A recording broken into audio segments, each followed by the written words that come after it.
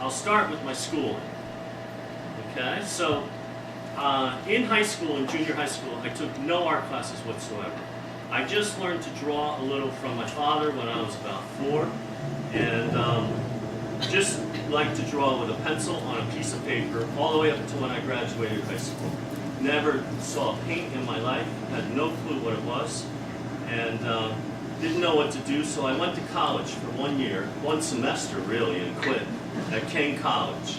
And I found out it was kind of like a continuation of high school, which I hated, because I had to take English, history, and gym class in college because it was a state college. And I'm like, gym? Are you kidding? You know? So I quit, and I wanted to go to art school, and I wanted to study airbrush. I wanted to paint vans and album covers because I thought that was so cool. And this is 1979. So you got to remember back then in those days, people driving around in vans that were all painted up and everything else.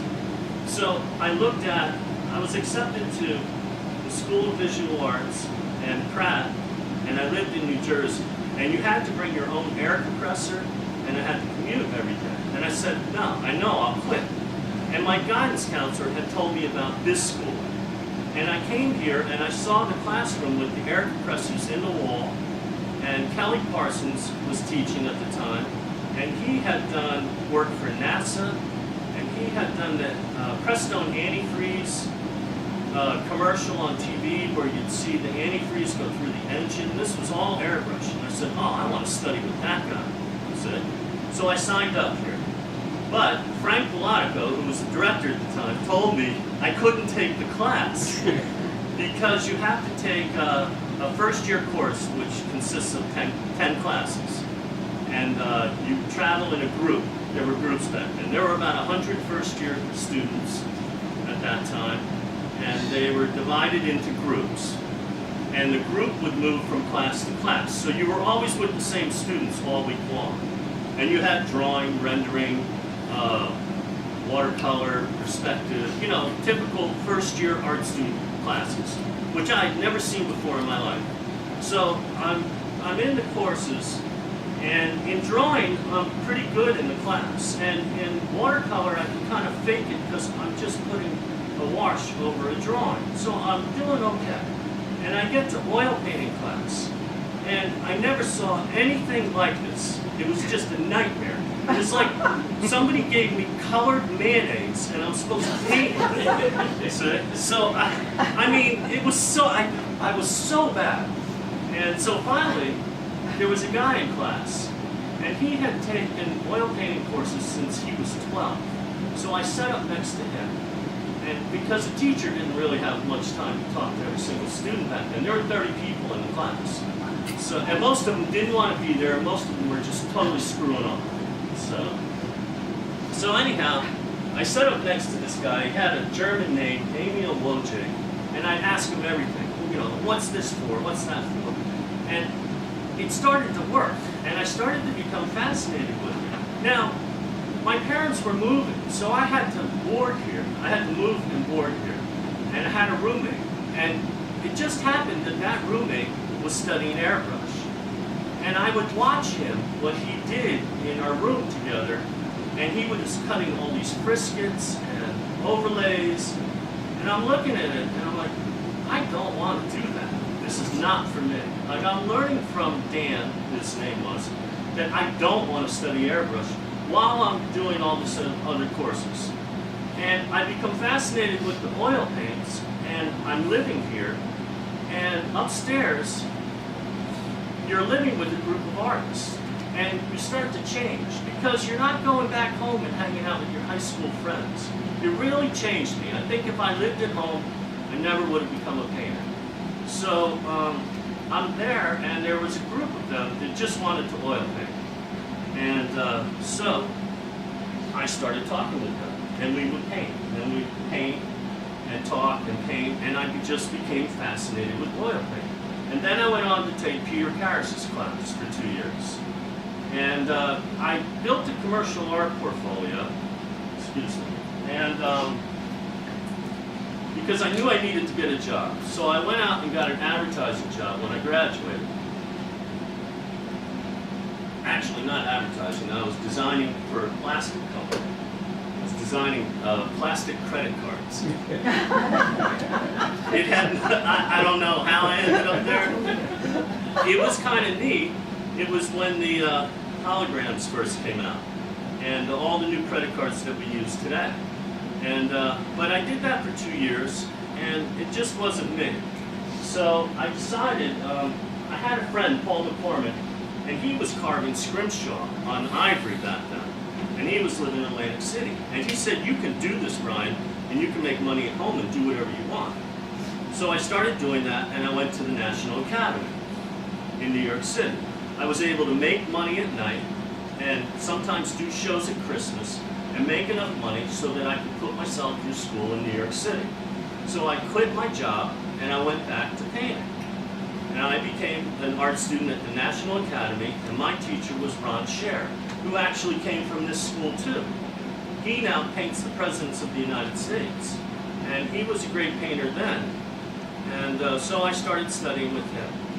And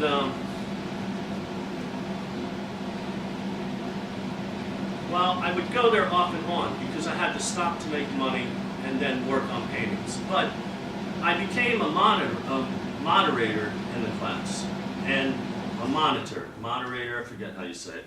You're an assistant instructor, and what you do is you set up the model, you take attendance, stuff like that, and you get to go to school for free. But I had to be there on time every day, and my buses ran so that I would get there an hour early. So that hour every day I spent in the Metropolitan Museum. And I learned more in the Metropolitan Museum every single day than I did in class, because I was there every day walking around for an hour in a different direction. You know, I could study Velázquez, I could study Rembrandt. And it cost me a penny to get in. You know, and when I bring a friend and they wouldn't let two of us in with a penny, I would get mad at them. And they said, the cash register just won't do that, sir. And I said, okay, I'll give you 2 cents today.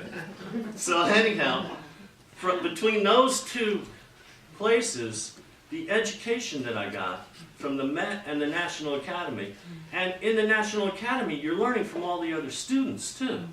It's not the teacher. The teacher really doesn't have a lot of time to spend with you. It's the whole experience, you see. And I just kept painting. And then my friend Paul McCormick, he was doing just straight watercolors. He said, let's do shows together.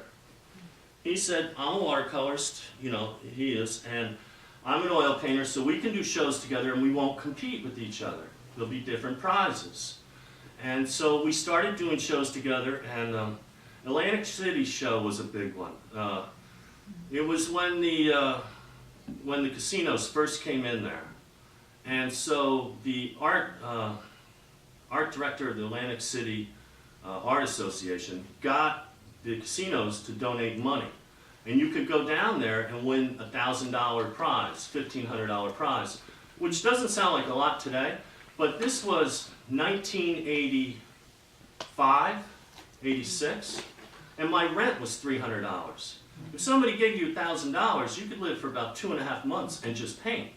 So if you won a couple shows a year, half of your income is taken care of for the year just to study painting. And any way I could paint and not have a real job was my goal. That was it. And party. That was, put those together, that's all I wanted to do. So, and the same with Paul. And we became best friends between that and the scrimshaw and working together to make money. We would do the scrimshaw at Christmas. We'd make enough money for like 4 months to paint, and just kept doing that. So Paul decides to move from Atlantic City up here to Plainfield. And I'm living in Scotch Plains. And Paul gets an apartment on 7th Street. And he goes to me one day. We'd hang out over there and drink coffee, play chess, and paint. That's all we did. And recreational drugs and stuff like that. You know, it was 1980s. So anyhow, he goes, hey, there's a gallery down the street. I go, really? He goes, well, it's kind of like a gift shop, but it's a gallery. I go, well, that's not a gallery. He goes, no, it's a gallery. He goes, they had a one-man show, and they sold about half the paintings. I said, well, were they priced high? He says, yeah. He goes, higher than ours. I said, okay, let's go check it out. So Paul went over there and met Walter Swain, you see. He did the Plainfield Outdoor Art Show for, I think the prize was $150, and he won. And the woman that bought his painting brought it to Swain's to get it rematted because his mats were horrible because we had no money, you see. And at that time he met Walter Swain.